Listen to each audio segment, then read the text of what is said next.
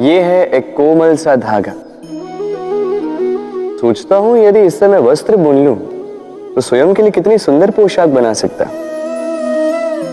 किंतु यदि इसे मैं, कोई बात नहीं,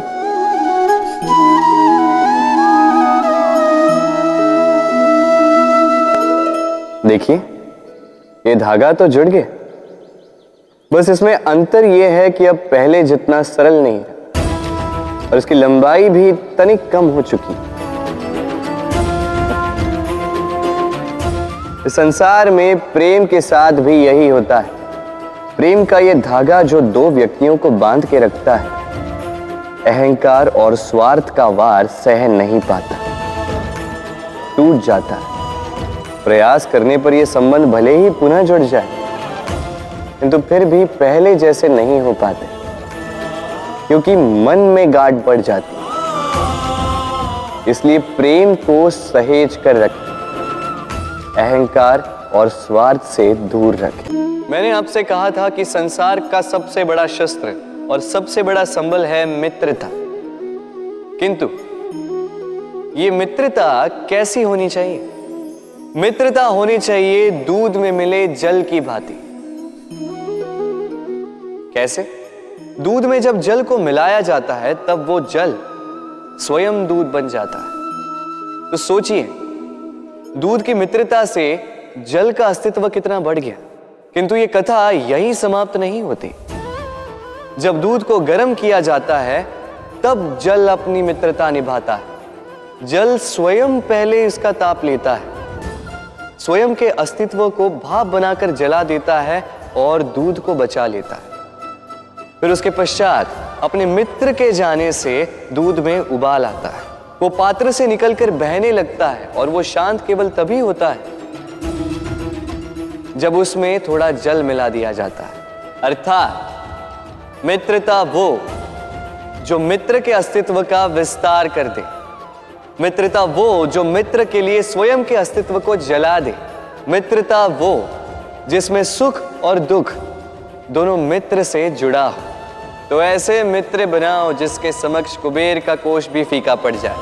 क्या आप इस मकड़ी के जाली को देख रहे हैं? मकड़ी बड़े ही परिश्रम से इसे बनाती है, अपने शरीर के रस से इसे बुनती है। क्या आप इसका उद्देश्य जानते हैं? आखिर मकड़ी इन जालों में नन्ही कीटों को फंसाकर उन्हें अपना भोजन बना लेती है। और क्या आप ये बात जानते हैं कि एक दिन मकड़ी इन्हीं जालों में फंसकर मृत्यु को प्राप्त हो जाती है? बताइए क्या करते हैं आप इन जालों के साथ? दिखते ही हटा देते हैं इनका अस्तित्व, है ना? दूसरी ओर चिड़िया का घोंसला। चिड़िया भी बड़े परिश्रम से इसे बनाती है, किंतु यदि चिड़िया इसे छोड़कर चली भी जाए उसके पश्चात भी लोग इसका विनाश नहीं करते। कारण क्या? कारण यह है कि इसका निर्माण जीवन के संचयन के लिए किया गया था, आखेट के लिए नहीं। स्मरण रखिएगा, जीवन में आपका परिश्रम कितना भी अधिक हो, यदि आपका लक्ष्य शुभ ना हो तो आपको भी विनाश पाना ही होगा। तो सृजन करते रहिए। आपके विचार से मैं क्या कर रहा हूं? आप कहेंगे मैं दीपक जला रहा हूं, सही। किंतु प्रश्न ये उठता है कि क्या मैंने आपसे कहा कि ये दीपक है? नहीं। क्या इस दीपक ने स्वयं अपना परिचय आपको दिया? नहीं। फिर आपने कैसे जाना कि ये दीपक है? उत्तर है प्रकाश, जो स्वयं जल कर अंधकार में संसार को राह दिखाए, वो दीपक है। जो निराशा में आशा की ज्योत दिखाए, वो दीपक है। दूसरी ओर सर्प है, जो दिखे नहीं बस फुफकार दे तो लोग भयभीत हो जाते हैं। अर्थात व्यक्ति का परिचय उसके कर्मों से मिलता है। इसलिए आपको ये बताने की आवश्यकता नहीं कि आप कौन हैं।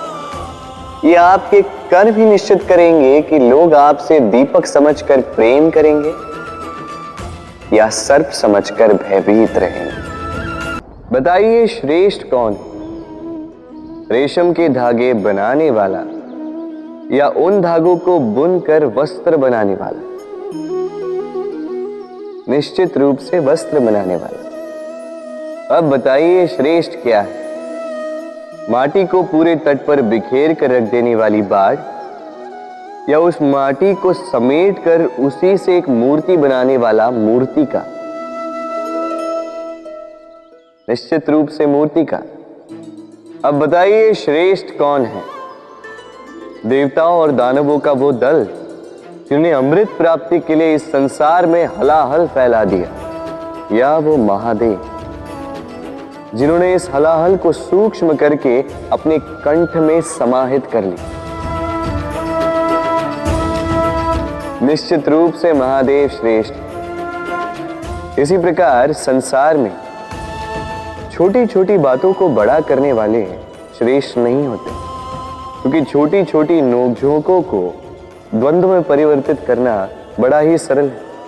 किंतु श्रेष्ठ सदैव वो होता है जो बड़े से बड़े युद्ध को समझौता बनाकर समाप्त कर दे। संसार में सबसे कठिन कार्य क्या है? कोई कहेगा पर्वत पर चढ़ना, कोई कहेगा तैरना, कोई कहेगा उड़ना। किंतु क्या यह वास्तव में कठिन है? असल में देखा जाए तो बस ये थोड़े भिन्न है। जो कर्म हमारे लिए करना थोड़े भिन्न हो, हम उसे कठिन समझ लेते हैं। जैसे तैरने की कला भिन्न है, पर्वत चढ़ने की कला भिन्न है, उड़ने की कला भिन्न है। जैसे कि कुछ लोग गणित और विज्ञान को कठिन समझ लेते हैं, तो वास्तव में ये बस साहित्य से थोड़े भिन्न है, कठिन नहीं। देखिए, इस संसार में कठिन कुछ भी नहीं, बस एक दूसरे से भिन्न है। जैसे कुछ लोग हो, संबंध हो, किसी की सोच या विचारधारा हो, कभी कभी हमें समझ में नहीं आती, क्योंकि हमारी सोच और विचारधारा से वो भिन्न है। किंतु यदि ये समझ लिया जाए कि वो कठिन नहीं, बस थोड़े भिन्न है, तो अनेकों संबंधों को बचाया जा सकता है। एक शब्द है जो हमें कभी कभी या कहो कई बार सुनाई देता है, स्वार्थ। वो व्यक्ति स्वार्थी है, उसने स्वार्थ में आके ये बुरा कर्म कर दिया, आदि इत्यादि। देखा जाए तो संसार स्वार्थ को पाप का मूल मानने लगा, परंतु क्या स्वार्थ सच में बुरा है? नहीं। स्वार्थ ये शब्द बना है स्व से, अर्थात स्वयं से। यानी कि जिस कार्य में केवल स्वयं का अर्थ हो, केवल स्वयं का लाभ चाप हो, वो स्वार्थ। अब प्रश्न ये उठता है कि आपका स्व क्या है? यदि आपके स्व में केवल आप हैं तो आप अवश्य स्वार्थी हैं। यदि आपके स्व में परिवार सम्मिलित है तो आप परिवार्थी हैं। यदि आपके स्व में अन्य लोग सम्मिलित हैं तो आप परोपकारती हैं। और यदि आपके स्व में ये संसार सम्मिलित है तो आप परमार्थी हैं। तो अपने स्वार्थ से दूर ना जाएं, उसका विस्तार करें। अपने अस्तित्व का विस्तार करोगे तो ये स्वार्थ स्वयं ही परमार्थ में बदल जाएगा। राधे राधे।